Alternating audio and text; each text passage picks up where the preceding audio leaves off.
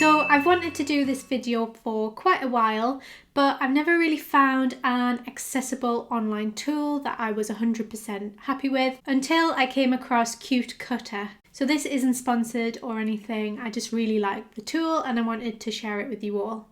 It is free at the moment as it is in beta testing stage, but obviously if you're using it a lot or for business, then do consider buying them a coffee to say thank you. So I thought I would just do a quick tutorial on how to change a photo into an SVG using it, and then I'll cut it and apply it to see how well it works.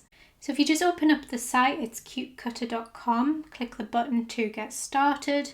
Then you want to upload a JPEG of a pet portrait or a person's portrait. I'm just going to look for one on Unsplash of a dog. You need the background to not blend in with the portrait ideally. So something with like a light or a dark background might work, but I'm going to go for this little puppy here because that one is quite in focus, whereas the background is out of focus. So hopefully it should work well. So it'll probably look like that. You want to get rid of the background first. So use the green button to mark the thing that you want to keep. You don't need to be really accurate with that. It picks it up really well actually. Once you've done that, mark the background with a red. And again, picks it up really well. Just kind of work your way around the subject, making sure you get all the little bits. You might need to make the brush a little bit smaller just so you can get in all the nooks and crannies.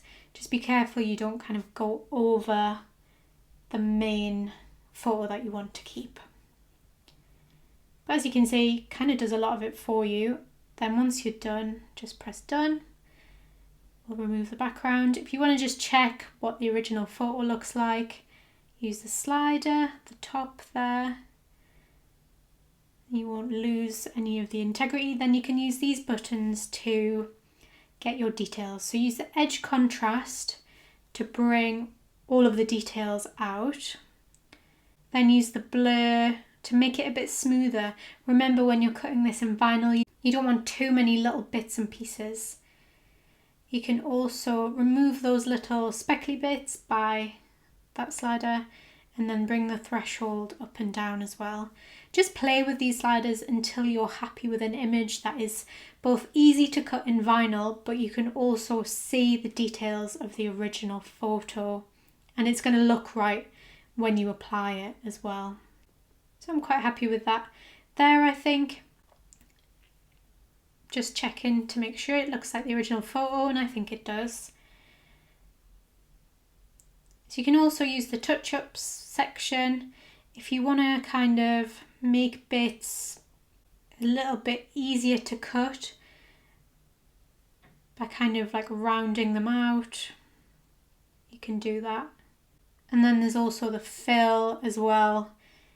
If there's some sections you think, oh, they will look fine filled, it'll be easier for you to weed as well, then you can do that. Then if you come to the layers, it has put it into 3 layers for you. So there's the background kind of behind the photo and the main picture. If you change that to inlay, it'll give you a reverse of the image, but we're going to keep it as layered. And I'll show you what it looks like in Design Space. So just download. You might want to change the name of it so you know what it is. Download. And then it should be in your downloads folder so you can add it to Design Space. And then when you pull it in there, you can see it's still got those 3 layers. I'm just going to get rid of the pink one. Just click on it and delete. Then it'll give you these 2 layers left. So if you make that, it'll put it on separate mats for you, so you can do the background in one colour, foreground in another. And you might need to do that if your photo isn't going to look quite right without a background.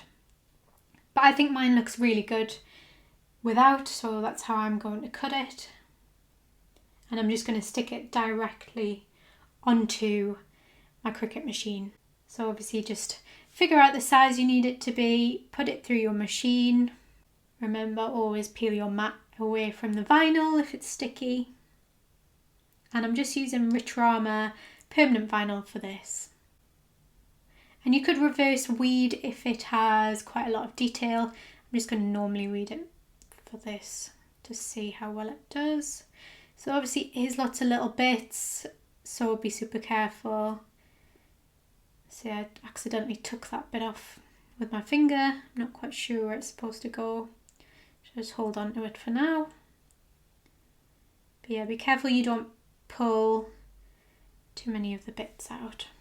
So I could kind of see where the cut had been made and it was supposed to go there apparently. So pop that back on. And then with black vinyl it is sometimes quite hard to see. So do just be careful.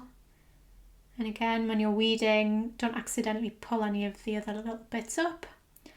I'm just checking in the light there, make sure I haven't missed anything.